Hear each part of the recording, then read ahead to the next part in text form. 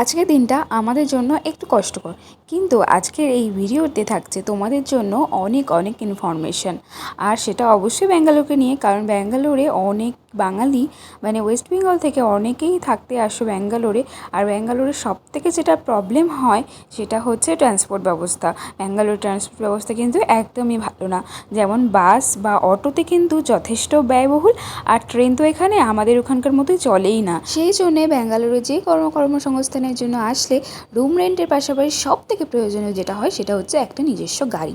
আর আজকে আমরা কিন্তু এই গাড়িটা সেল করতে এসেছিলাম। বিগত 1 বছর ধরে কিন্তু আমরা ব্যাঙ্গালোরে আছি, আর এই গাড়িটা কিন্তু ব্যাঙ্গালোরে আসা 2 দিনের মধ্যেই আমরা কিনে ফেলেছিলাম। এত তাড়াতাড়ি গাড়ি কিভাবে কিনলাম, আর কত দামে কিনেছি, আর আজকে কত দামে বিক্রি করলাম, সব ইনফরমেশনই তোমাদের সাথে শেয়ার করব। যাই হোক, আজকে তো ওই গাড়িটার প্রতি প্রচণ্ড মায়া হয়ে গেছিলো, আর আজকে এটাকে সেল করছি তো আমার ভীষণ মন খারাপ হচ্ছিল। তবে আমি চাই তোমরা যেন সঠিকভাবে সঠিক স্থান থেকে তোমরা তোমাদের গাড়ি কিনতে পারো। তো এটা হচ্ছে ব্যাঙ্গালোরের জয়নগর বলে যে জায়গাটা আছে, এখানে কিন্তু গাড়ির পুরো মার্কেট। মানে তোমরা যদি আশেপাশে যে কোনো জায়গার থেকে গাড়ি কেনো, ব্যাঙ্গালোরে বিভিন্ন আশেপাশে সেকেন্ড হ্যান্ড গাড়ি পাওয়া যায়, কিন্তু যদি গাড়ির মার্কেট থেকে কেনো তাহলে কিন্তু অনেক অনেক কমে পাবে। আমি কিন্তু পুরো ডিটেলস এখানে দিয়ে দিয়েছি। আর আজকে যে বাইকের শোরুমটা তোমাদের সাথে দেখাচ্ছি, এখান থেকেই আমরা গাড়ি কিনেছিলাম।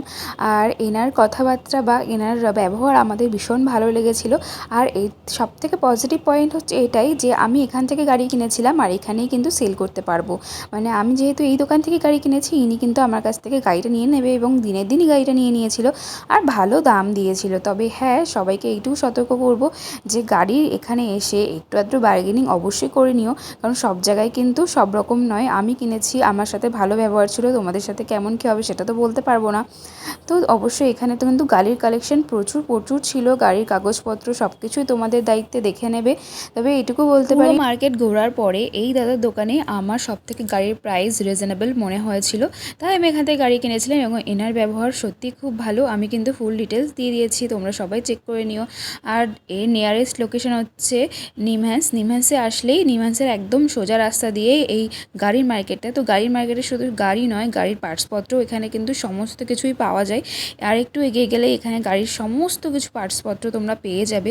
তো আশা করছি তোমাদের আজকের ইনফরমেশনটা ভালো হবে। আমি ফুল ডিটেলস এখানে দিয়ে দিলাম, এই শোরুমের কার্ড, আর এই যে যার কাছ থেকে গাড়ি নিয়েছি সেই দাদার ফোন নাম্বার সব কিছুই দেওয়া রইলো, সব ইনফরমেশান দিয়ে দিয়েছি। আরও যদি কিছু জানতে ইচ্ছা করে অবশ্যই কমেন্ট করো। আজকের ভিডিওটাই অবশ্যই লাইক কমেন্ট শেয়ার